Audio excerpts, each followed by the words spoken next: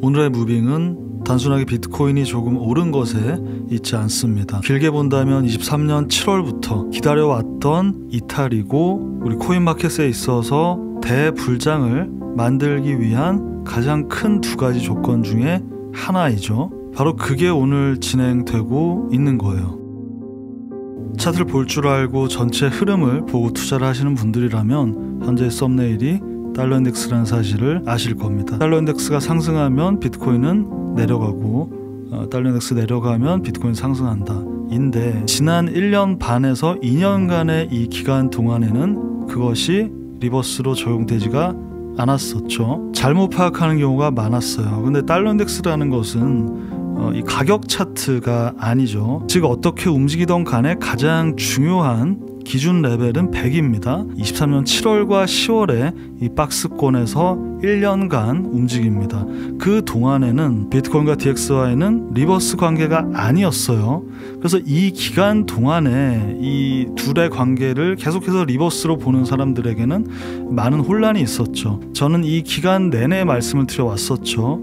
이 구간 안에서의 움직임은 의미가 없다. 중요한 것은 이 위로 올라가느냐 내려가느냐의 문제다. 작년 말에 서포트 될 때쯤 그리고 올라갈 때쯤에 다시 한번 강조를 드렸다가 작년 12월이죠. 처음 위로 돌파되었을 때 이제부터는 조심을 해야 되고 그렇기 때문에 제가 이때 비트코인에 대한 고점 콜을 했던 이유 중에 하나이기도 합니다. 그때가 바로 이곳이었고요. 실질적인 지금 현재 비트코인의 고점이죠. 지난 전체 방송에서도 달러인덱스의 썸네일로 이제 간단하게 설명을 드렸습니다만 지금 시간이 이때 이후로 굉장히 많이 지났어요. 6개월이 지났기 때문에 그 이후로 내려오는 동안 뭐 여기든 90K 다 내려와서 80K 다 내려와서 이때가 고점이었다 이렇게 말하는 사람들이야 점점 생기지만 이 12월의 고점에서 실질적으로 이전에 모아왔던 모든 물량을 팔고 수익화하면서 고점 콜을 했던 사람은 거의 없습니다. 전체 방송에서는 좀 아무래도 바보 같은 댓글들이 좀 달리기 때문에 지금 이게 제가 해제를 하는 게 아니라 이때가 바로 비트코인의 코인마켓의 고점이었다는 거예요. 실질적으로는 다시 말하지만 여기였죠. 대부분의 알트의 고점도 여기였고요. 어쨌든 이 구간이 그런 의미를 가지는데 지금 그 구간을 2년 만에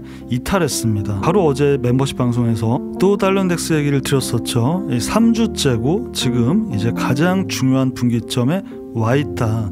이번 주에 여기를 하방 이탈하게 된다면 가장 큰 조건 중에 하나가 갖춰지게 된다. 이번 주를 지켜보자라고 말씀을 드리고 오늘입니다. 드디어 이탈을 했습니다. 자, 주봉으로 전체 그림을 보시게 되면 지금 구간이 얼마나 큰 의미인지 아시게 됩니다.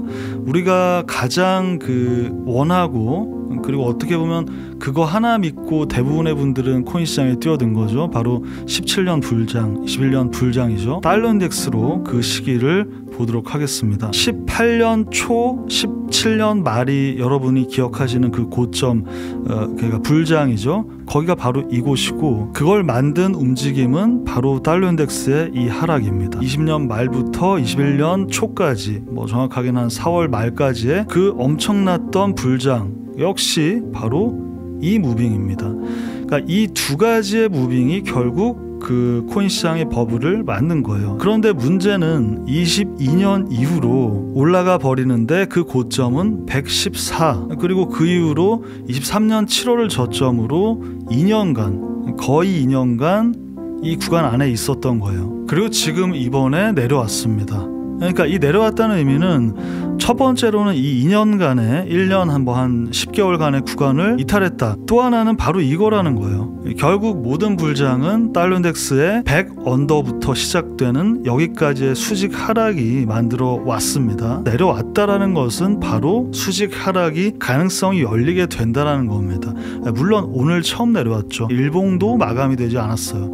일봉 마감 그리고 이번 주에 주봉 마감을 지켜봐야 하겠지만 2년간의 이 구간을 이탈했다라는 것은 아주 큰 의미가 있고 지난 불장을 만들 수 있는 그 구간까지 이제 열리게 될 가능성이 높다. 저게 중요한 거지 비트코인 자체가 여기까지 올라온 것은 사실 아주 큰 의미가 있지는 않습니다. 이미 84K 위에서 마감이 되었던 지난 주말이죠. 일단 94K까지 상승이 열려 있다라고 계속해서 말씀을 드리고 있어요. 84K에서 마감이 됐다. 이 순간에 그 얘기는 지금 이 다이버전스가 떴던 74K를 저점으로 여기까지 열린다라는 것이죠. 시간봉으로 본다면 80K 후반 이제 8889가 저항대이기 때문에 LTF상으로는 그곳을 넘어서야 94로 간다라고 보시면 되겠습니다. VIP 방송에서도 다시 한번 강조를 드렸었죠. 2위로 올라서느냐 이 아래로 내려가느냐가 LTF상으로 가장 중요한 레벨이다라는 거. 이 구간 안에서 한두 번 더 움직이는 것은 괜찮고 별 의미는 없다라는 거. 그래서 이렇게 비트코인과 이더리움 둘 다 일단 상방이 열려 있고 들어갈 자리를 주었기 때문에 현재 알트코인 여러 개와 함께 같이 롱포지션에 진입해 있는 상태고요. 가격이 제자리에서 기고 볼륨이 점점 떨어진다. 바닥에 수렴한다. 변동성 직전이라는 거죠. 보통 그렇죠. 그래서 지금 그게 이제 터진 거고. 자, 달러 인덱스와 함께 두 번째 조건 바로 테더 도미넌스입니다. 조금 더 직접적이죠. 시차가 좀 더 빠릅니다.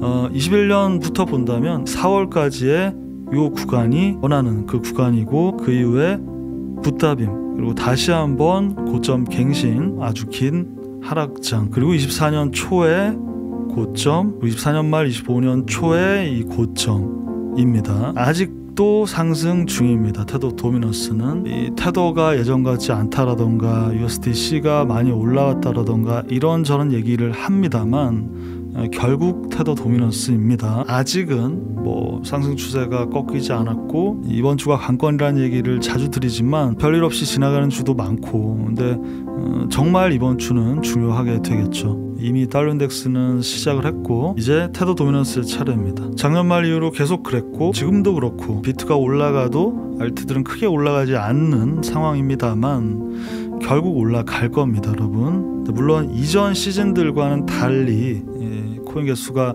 워낙에 많다 보니까 다 같이 손잡고 가기는 어렵죠. 어떠한 코인들이 집중해야 되는지 멤버십에서 여러 번 말씀을 드렸고 지금 여러 개 들어가 있고 계속해서 추가하도록 하겠습니다. 이 토탈3죠. 토탈3가 일단 상승을 시작한다면 목표는 2, 3월의 반등 지점이 됩니다. 여기까지 바로 올라가는 게 아니라 일단 2, 3월의 고점 그러니까 950빌리언 언더죠.